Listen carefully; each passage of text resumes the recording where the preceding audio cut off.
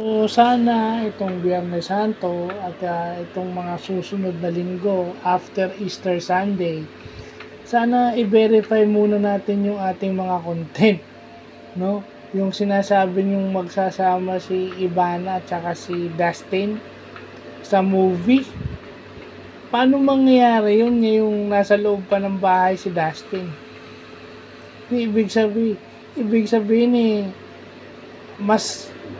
mas mauuna pa siyang bigyan ng project kaysa kay Charlie na lumabas na. Okay, ang verified pa lang na may gagawin yung AC Lee, si Ashley tsaka si AC. Dahil kasama na sila sa lolong. Mauuna pa ba si Dustin?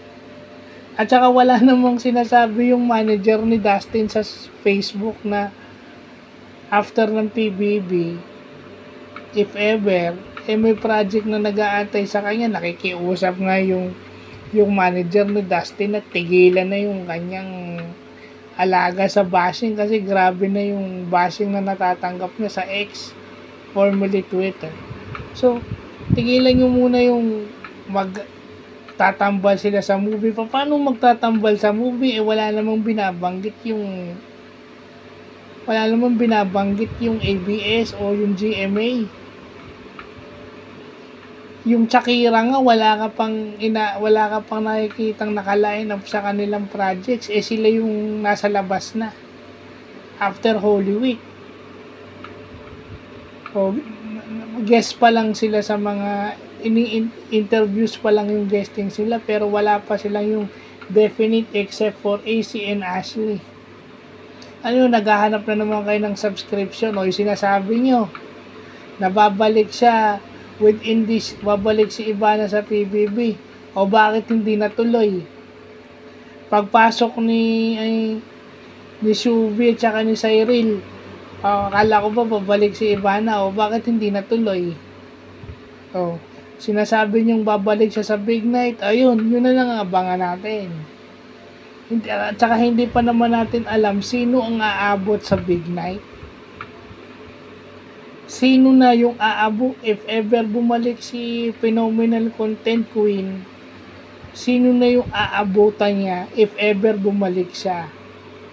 Pero kung babalik siya, hindi na siya doon magi-stay. Kumbaga lalabas siya agad.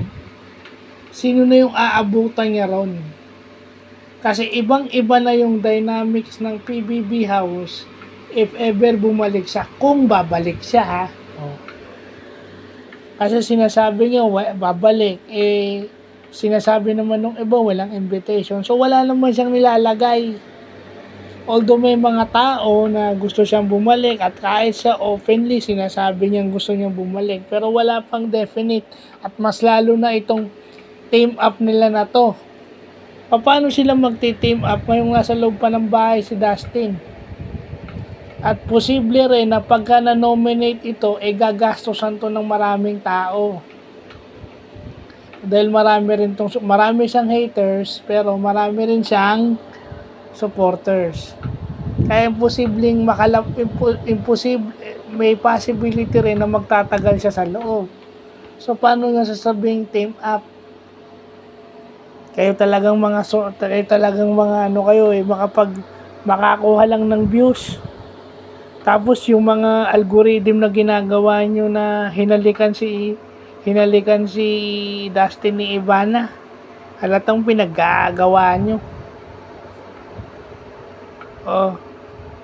Samantalang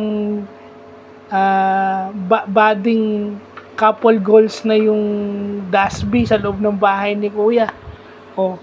Yun yung undeniable. Couple goals na yung Dasby sa loob ng bahay ni Kuya. So, bakit yung pa isisingit yung dustban? Kung nakikita nyo na sa loob ng bahay, komportable na si Dustin with Bianca. So, yun lang po.